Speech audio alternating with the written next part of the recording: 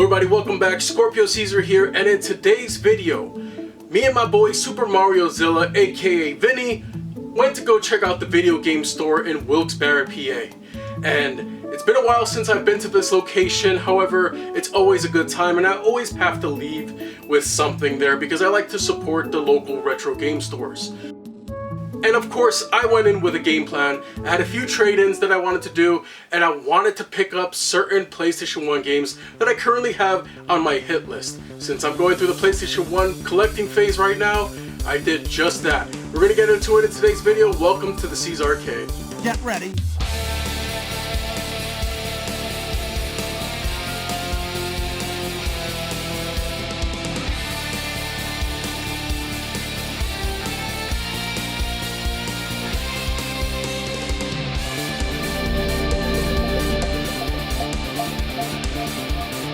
So the video game store is a location that I've talked about in the past in some of my videos. It's where I bought my first Sega Dreamcast, and overall, the location has been good to me. I bought a bunch of games from this location throughout the years, and despite the stock being customer based, sometimes you can go long stretches of time while seeing the same games here and there.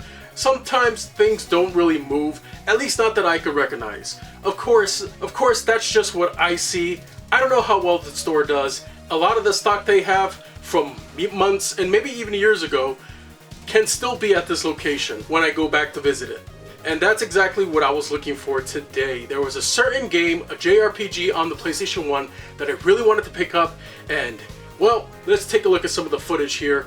As you can see, lots of great things on display here. I always love just capturing footage of this location because all the games stacked up on each other always is a great time. Everything looks so good here, and oh man, there's just some games that I just wish I could just buy out of impulse. I knew what I wanted to get, and I had to hunt those games down.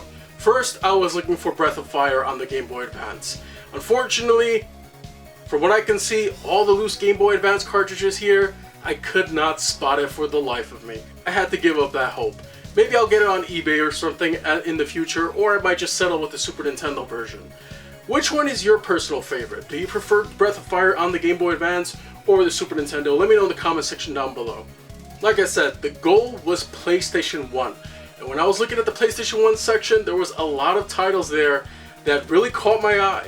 There was one game in particular I saw at the Long Island Retro Game Expo that was around 20 bucks, but I saw it for around 15 here. And I was like, you know what? I'm gonna pick it up today. I want to continue looking through the store here, and this PlayStation 1 section is looking mighty fine.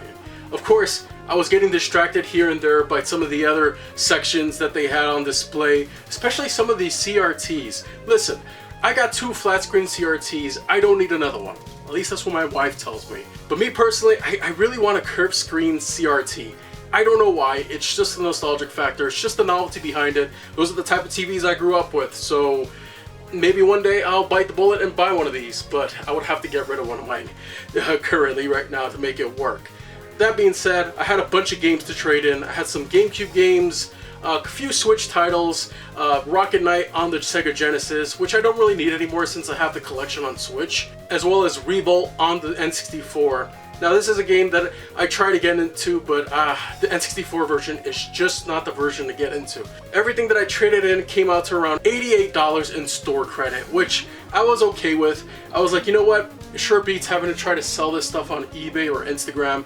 So let me just trade it in here. And since these retro game stores are customer based in terms of their stock, it helps give the store some stock as well. So that's what I did, $88 store credit, and I went straight to the PS1 section. And overall, I think I did pretty well in today's pickups. But before we get to what I picked up in today's retro game hunt, let's check up with Vinny and see what he got, because he got some great stuff too. All right, Vinny, it's been one hell of a rainy day.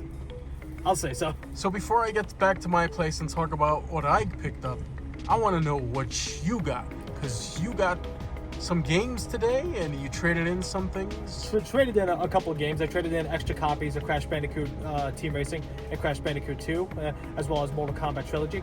I got 20 bucks out of that, so I used some of that to get some cool games. I got Spider-Man on the Atari 2600. This is for the Spider-Man-a-thon I plan to do on my YouTube channel. Take a look at that. Wow, look at that. I didn't even know they made Spider-Man games back then. Yeah, that was the first ever Spider-Man game. Jesus Christ. On the Atari. Next up, I got Mega Man 2 on the Nintendo Entertainment System. Sweet. I want to get all the Mega Man games one day on the NES. Oh, I bought them all in one shot on eBay, and yeah, they were pricey. Yeah. Especially 5, I think the most expensive one is 5. 5 and 6 are the most pricey, I believe, yeah. What else did you get? For the Sega Genesis, I got the Sega Genesis X-Men game. Ooh. This was the first X-Men game on Genesis. I already have the second game, the Clone Wars. Interesting. I've never played these X-Men games. They're actually pretty good, especially X-Men 2 Clone Wars. Clone Wars? Yeah, that's actually a good one. And for a good price, this is usually $100 on eBay. I got The Amazing Spider-Man versus the Kingpin on Sega CD. Ooh, let me see that. I've never owned a Sega CD or a Sega CD game, but Vinny has, and this is looking mighty nice. How much was it? This was $65. 65 indeed. So, it looks like my boy Vinny made out like a bandit with some awesome Marvel games, right? They were all Marvel games and Mega Man. Most of them was Marvel versus Capcom. There you go. Yeah, there you go. All right, thank you for joining me on this excursion to the video game store, Vinny. Of course. All right, I'll catch you guys back at the CesArcade. So what'd you think? I think Vinny did pretty well in terms of his pickups, especially since he has a goal of buying every Spider-Man game ever released and making a video of it. So I'm looking forward to seeing that video come into fruition. Anyways, now that Super Mario Zilla is done with his pickups, let's take a look at the 4 games that I ended up picking up. So in the bargain bin, I saw Lego Star Wars 3, The Clone Wars on the PlayStation 3. Yes, I know it's the greatest hits edition, but I don't really mind that too much as long as it came complete with the manual, and it sure did. I wanted to pick it up. It was only $4, alright? So, of course I wasn't going to say no to that. Tokyo Highway Battle. Now this is a PlayStation 1 driving game that I heard a lot of good things about. I really wanted to pick it up on the Sega Saturn, the Japanese version at least, because I do have a racing wheel for it. But I mean, for $14, right in front of my face, I wasn't going to say no to the PlayStation 1 edition, and they both pretty much run and look the same. So that's exactly why I picked it up.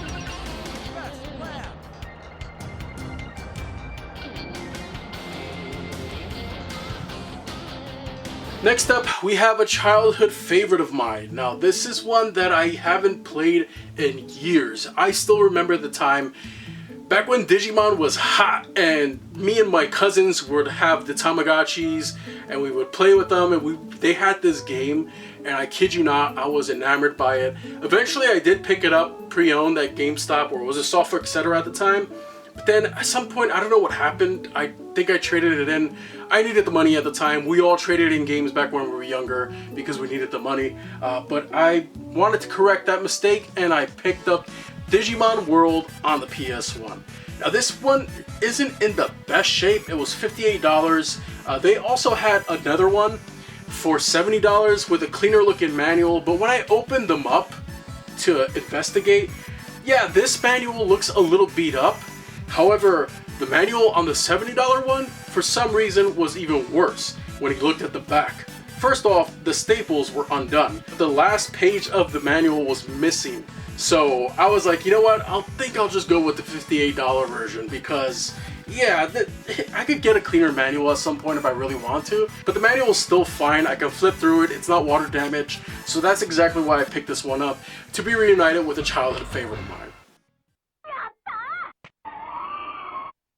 And last but not least, I told you I was looking for JRPGs on the PlayStation 1, and I finally decided to bite the bullet on this one. This one was pretty pricey, and all my store credit pretty much went into this game in particular.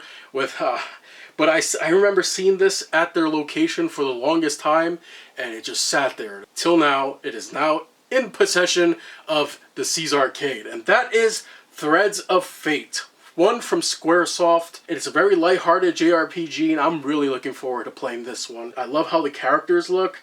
They kind of look a little chibi, but at the same time, very colorful. The game looks beautiful, and I am really excited to finally have Threads of Fate in my collection. I'm looking forward to getting into this one. So anyways, those are the pickups me and Super Mario Zilla did at the video game store in Wilkes Barre, PA. Let me know in the comment section down below if you have any experience with any of these titles, because I'm looking forward to hearing your stories about it. Anyways, thanks for watching, everybody. I wish you all a good game and good night.